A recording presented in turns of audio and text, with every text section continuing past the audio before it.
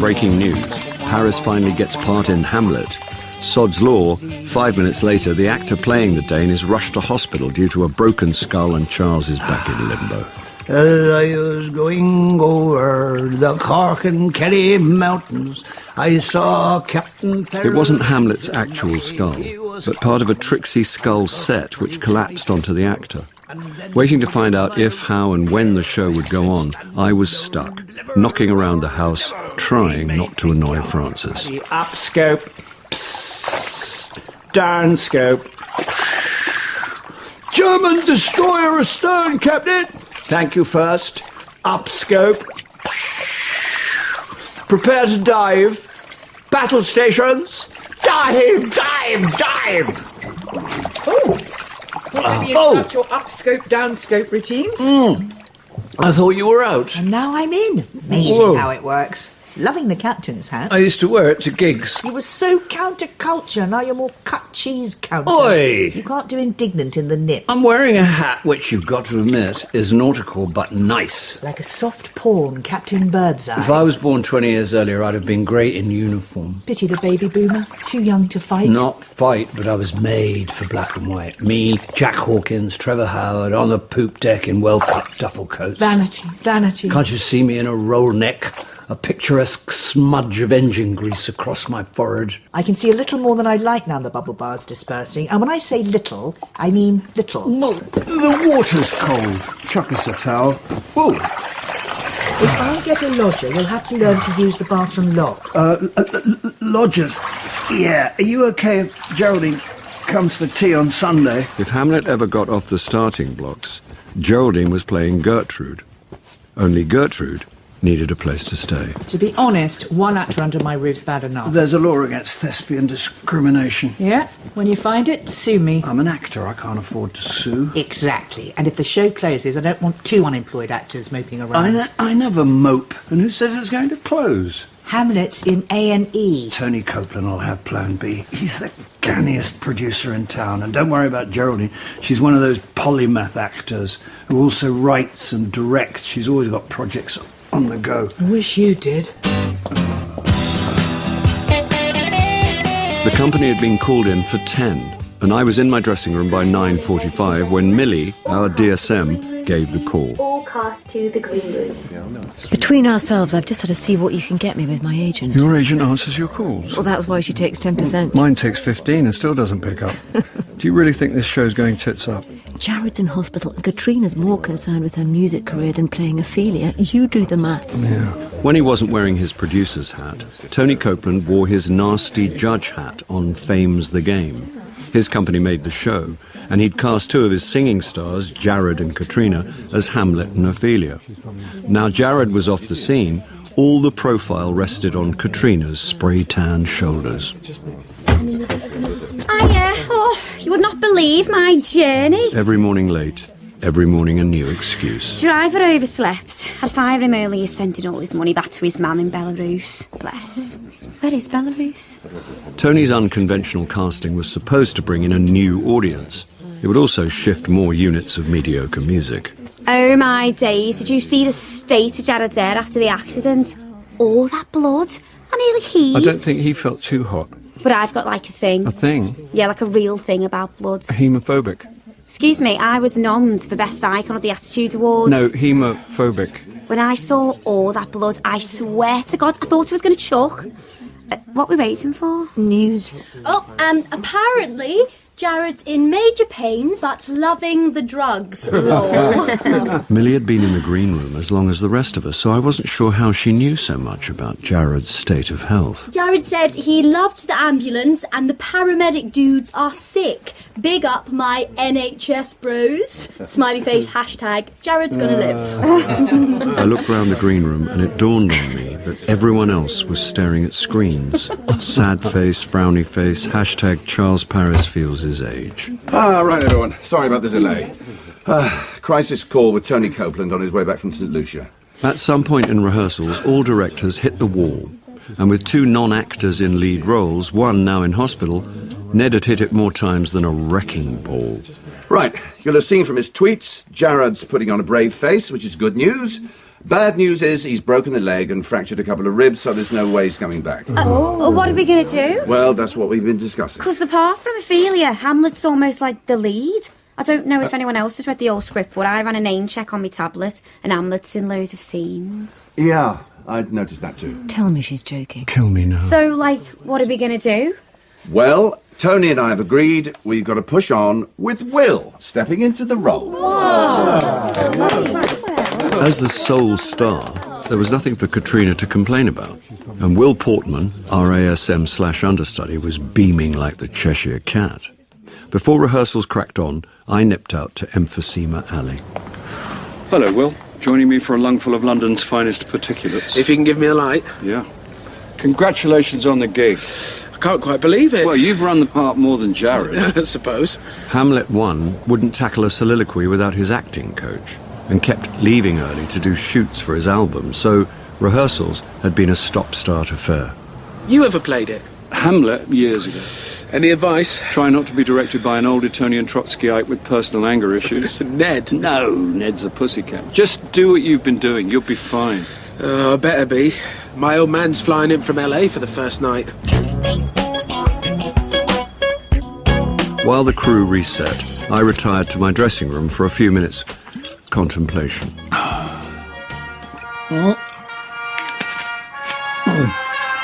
Hi, Morris. Why aren't you at work? I am at work. Then why are you talking to me?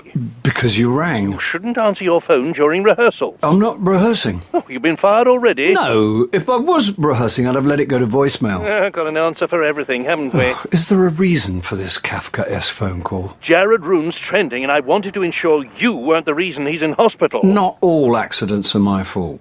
Statistically speaking, more happen when you're around, and as I'm on the receiving end, I like to be prepared for the inevitable fallout. How's it working out with Katrina Celsey? She's Ophelia like I'm Blanche Dubois. Don't sell yourself short, Blanche. Why, thank you, honey. Is she at all tricky? Blanche? Katrina. Put it this way, she believes in her own publicity. Why? Just showing an interest. How unlike you. Diss me at your peril, Paris. Right, I'll let you get back to your whiskey. How do you do that? There's something of the night about my agent. Act 1 beginners to the stage, please. Act 1 beginners to the stage. Actors usually keep a little something in the tank during rehearsals, but Will's first entrance was full throttle, super unleaded, which made us all raise our games. Thank you so much, everyone. We'll call that a wrap for today. Notes first thing tomorrow. Millie, can we run through the Act 2 process? Well done, Will. Cheers. Hell of a performance for a tech. Well, you know, we open soon. May as well lay out my stall. You did that all right. As your stage mum, go home and get some sleep. Yes, Mum. Night. I don't know about you, but I need a drink. Will's walking around like a dog with two tails. It's like 42nd Street meets A Star is Born. Variety headline. Understudy takes Broadway by storm. The kid goes out there and nobody from Little Rock and comes back a star. Providing he doesn't fall on his arse in the process. Oh, is that a whiff of Schadenfreude in the air? Probably these surf and turf crisps. Do you want one? Is there no end to your sophistication? Well, there's no beginning. Help yourself. I do envy you. Me? You act, you write, you direct. You've actually got a measure of control over your life. Oh, I like to keep myself busy. Well, me too, but I still end up waiting for the phone to ring. We're all at the mercy of fate. Like Will getting his big break. Yeah, that kind of break's unheard of in my career. Oh, I've seen it before. I wrote and was in a two-hander when my co-star suffered a complete meltdown and the understudy took over for the whole run. Was there a fairy tale ending? Less Disney, more Brothers Grimm. After the run, he went into analysis and retrained as a psychotherapist. Well, that's what bothers me about Will. You think he'll become a psychotherapist? No, I'm worried he's riding for a fall. Let's hope his old man's got fully comprehensive travel insurance. What's his dad got to do with it? He's flying in from the States. Well, we all learn the hard way. Another drink? You're ahead of me. I tend to be. Oh, I don't suppose you had a chance to talk to your wife. Francis, yes, sorry. If you're free Sunday, she'd love you to come over for a chat. Make sure I'm house trained. No, well... Hey, I'd be the same if it was my place.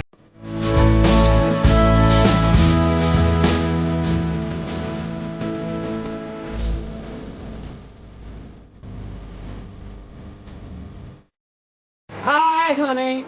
Papa's home. Back from a hard day's hewing at the coalface of culture. Why are you tidying my room?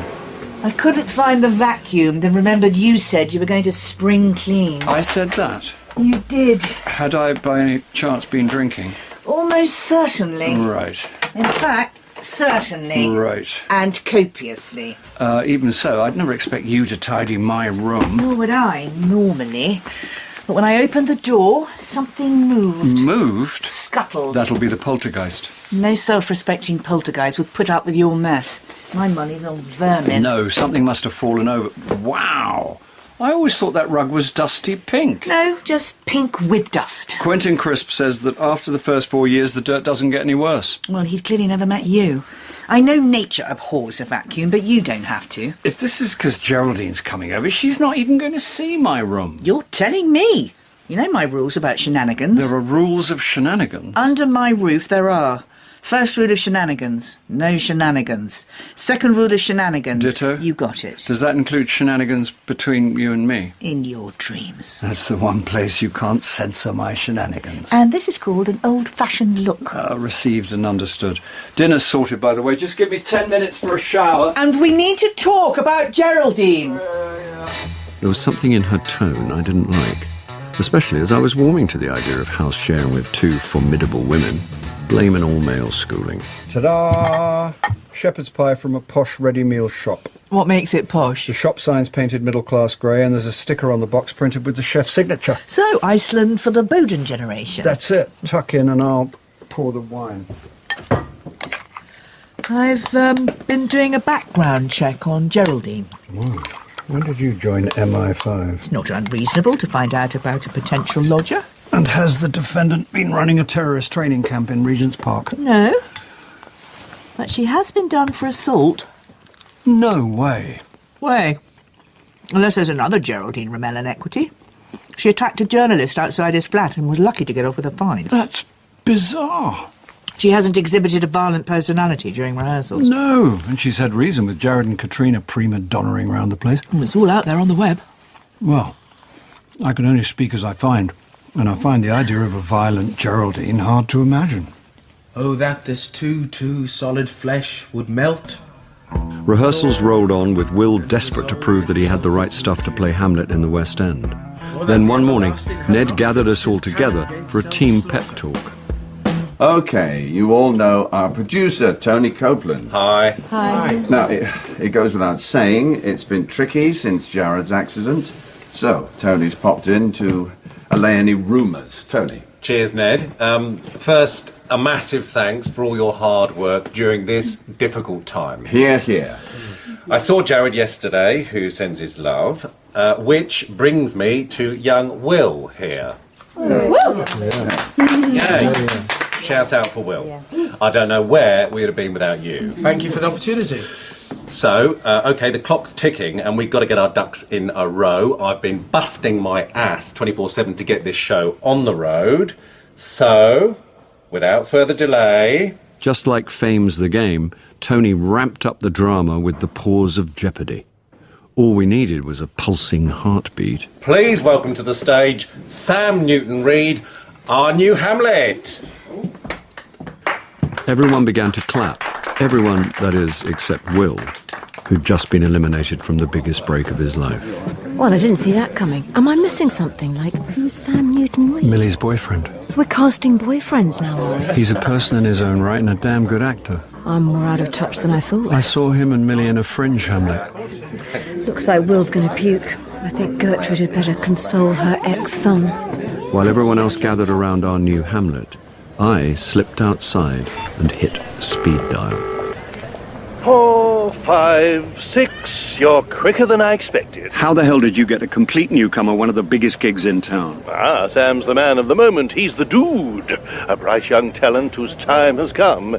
In my not-so-humble opinion, I'd say we're talking about the new Ken Branagh. Was I ever the new someone or other? Of course, Charlie Drake. I should be so lucky. I love it when a plan comes together. What plan? My new boy in the title role, and my old boy to look after him. I'm not a child, mind. Just keep an eye out. I've got enough on my plate without chaperoning your latest find. Oh, come on, Charles. Extend a paternal hand of brotherly friendship. That sounds incestuous. Incest, schmincest. So long as we keep it in the family. And we are one big, happy family. Is that what we are? Of course. You and Sam are part of the Morris Skellen stable. He's a colt and you're a... Stallion? Gelding. I'll geld you. Yes, this is going to work out very nicely. Whoop, whoop, go Team Morris. You'd make a lousy cheerleader. You haven't seen me twirling a baton in my rah-rah skirt. I don't want that image in my head. And you still haven't told me how you managed to get an unknown actor the lead role. I'm a brilliant agent. And? He's played the part before. And? Ned English is his godfather. Typical. I'd love to chat all day, but I'm giving a BAFTA masterclass. Ciao! The rest of the day was spent walking through the play with Sam in place of Will, who returned to his duties as assistant stage manager. I'm decent. New schedule for you. Thanks, Millie. You won't be surprised to see everything's been pushed on, so we won't be opening next Wednesday. I'd be more surprised if we were. Ned's put out a press release, but there's so much social media about Jared's accident. With respect to poor Jared, you can't buy that sort of publicity. Quite. And what a break for Sam. He's so excited. We both are. She was loyal to her boyfriend, but her eyes gave away a flicker of jealousy. And why not? In that room above a pub, her Ophelia was as powerful as his Hamlet. But Sam was now moving into the Premier League. If Katrina demands more time off, you might find yourself going on in her place. Do you think? She's a turn, not an actress. She's never done 6 nights a week plus matinees. I'd be amazed if she doesn't start dropping shows. Maybe. But I wouldn't want to be in Will's shoes. One minute he's playing Hamlet, next minute he's back checking props. How's he taking it? He's putting on a brave face, but he can barely look Sam in the eye, or Ned for that matter. Maybe it would do him good if his dad still came over from the States and gave him a bit of paternal comfort. From what he said, I'm not sure it's that sort of relationship. After all the excitement, I felt in need of a little downtime before heading home. 2 double scotches, a pint of bitter, and 2 bags of spicy nuts. Trey? No, I've got this. Nuts in the pocket. Drink 1 scotch now. Ta-da, hands-free. Respect. I've been doing it a long time. Any chance you could crank the music down? Oh, sorry, landlord's policy. Seniors usually go upstairs. Seniors? Cheeky mix. Upstairs was certainly an improvement, and I secured a secluded snug banquette upholstered in curiously sticky velveteen. Hunkering down with the Guardian cryptic, I was soon distracted by a tense conversation on the other side of the faux Victorian panel. You took the job, you got paid, end of. Yeah, but... And you got extra for keeping trap shut. But I'm wondering if I was paid enough... Don't get greedy, Baz. The pit bull was unknown to me, but I recognised the voice of Baz, a Metallica-obsessed stagehand with enough steel piercing his face to build a ship, then sink it. You knew the terms and we agreed the deal. I didn't think he was going to end up in hospital. I couldn't see over the varnished partition, but the he in question sounded suspiciously like Jared. What if he'd been killed? It wasn't. He might have been. It's all over Facebook and Twitter and the news. None of that's your business. But it is yours. I hope you're not saying what I think you're saying. I just think... Don't interrupt me when I'm speaking. Now listen up. And listen good. He talked like Morris if Morris had been a hitman for the mob.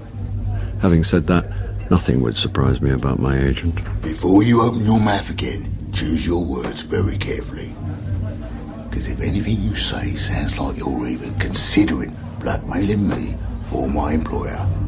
He left the sentence hanging like an empty noose. Are you threatening me? Theaters are dangerous places. You, of all people, know that it's not unusual for accidents to happen. You look a bit peaky. Yeah, buy yourself another drink. Be good. Metalhead Baz stood shakily at the bar, a metaphorical chill whistling through the steel tunnels in his earlobes. I couldn't prove he'd caused Jared's accident. On the other hand, The safe installation of the skull set was his responsibility. 2 aggressive blokes in a bar doesn't add up to attempted murder. Maybe not murder. Maybe not anything. Jared wasn't killed, but it sounded to me like someone wanted him off the scene. They said as much, did they? Not exactly. But they mentioned Jared's name. Not his actual name. So they could have been talking about something completely different. He said, you got paid extra to keep your mouth shut. In a Soho pub, that could have any number of meanings. He also said theatres are dangerous places. They are when you're in them. You sound like Morris. I know you love a conspiracy, but I wouldn't rush out to buy your Sarah Lund sweater just yet.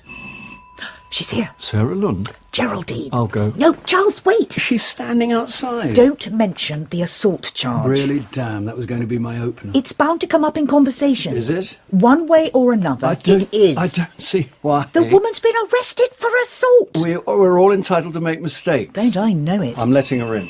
OK, but leave the talking to me. Oh, boy, I can't wait for this.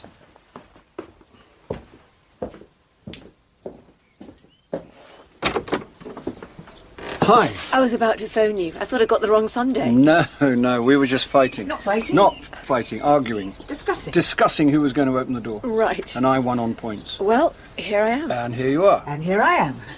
Francis. Geraldine. Don't leave us standing outside, Charles. Oh. Come in. Thank you. Love that jacket. Questioning whether this had been such a great idea, I detoured to the kitchen to boil a kettle. And on my way back with the tea, I was pleasantly surprised to hear laughter. Sounds like I missed a good one. Shall I be mother, as they used to say in drawing room comedies? It doesn't work with mugs of builder's tea. And biscuits. Ooh. I even pushed the boat out and bought the overpriced thick ones in boxes. If I get the wrong ones, Francis roughs me up. Do not, idiot. What an idiot.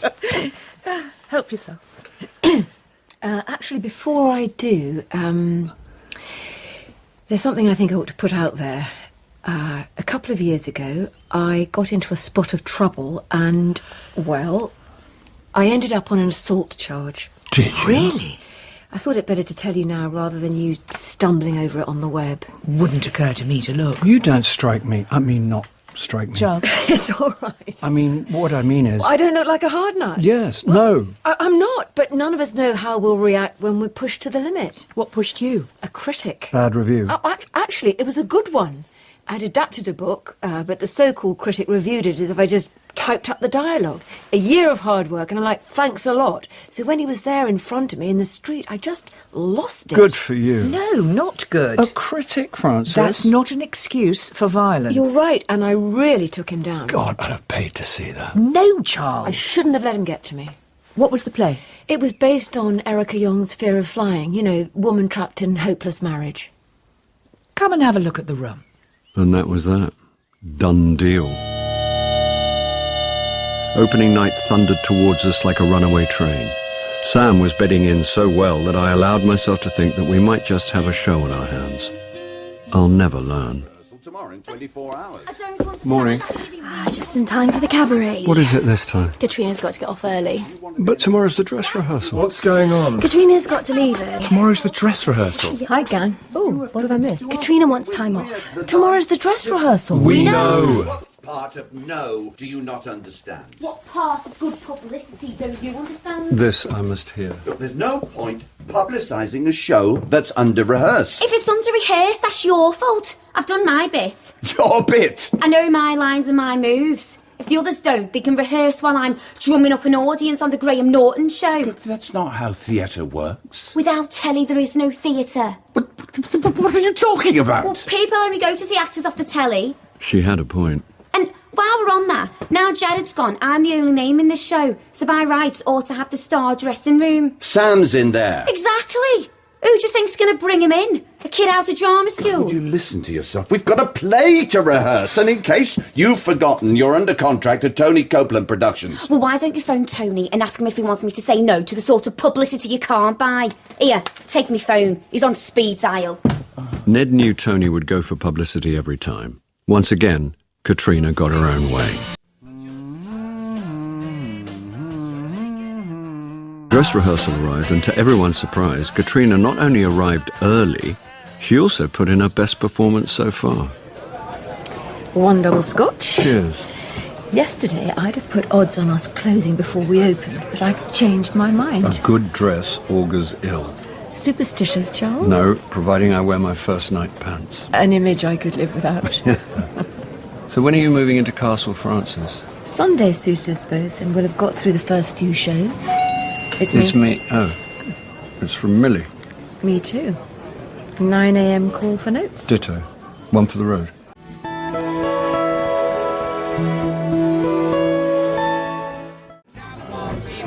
Morning, people. Now, Ned didn't tell you, but I watched last night's dress. And... well done. We're in business. Publicity, as you know, I pulled a few strings, got Katrina on Graham Norton the other night, which was great, and ticket sales shot up. Katrina beamed at Ned, who stared resolutely down at his trainers. However, from now on, nothing goes out there without my clearance. Understood? Interviews, Facebook, Instagram, Twitter, especially Twitter. Tony swiped his phone, then read aloud. Hamlet rehearsals, OMG. Does anybody get this stuff? Bored face, frowny face, hashtag Shakespeare's a yawn. Do you understand how the internet works, Katrina? It was just a laugh to me followers. Of course. Well, one more laugh and you'll discover that no one in this business is indispensable. Got it? Right, gang, break a leg. First night after show in the Circle Bar. We sloped off, each to our own displacement activity, anything to detract from first night nerves. 9 hours later, the curtain went up. Who is to be buried in? One that was a woman, sir, but rest her soul, she's dead. Thou dost lie in't to be int and say it is thine. 'Tis for the dead, not for the quick. Therefore thou liest. 3 hours later, including an interval, the curtain came down. After 6 curtain calls, I ran straight up to the number 1 dressing room, hoping to be the first to congratulate Sam. Is there a star in the house? The door was ajar, so I eased it open. Knock, knock. Are you decent? Oh my God. Blood was on every surface, and reeling back, a dozen quotes from Macbeth flashed through my mind. Sam! Who would have thought the young man to have so much blood in him? And then I realised it wasn't Sam at all, but someone else, lying sprawled and lifeless on his dressing room floor.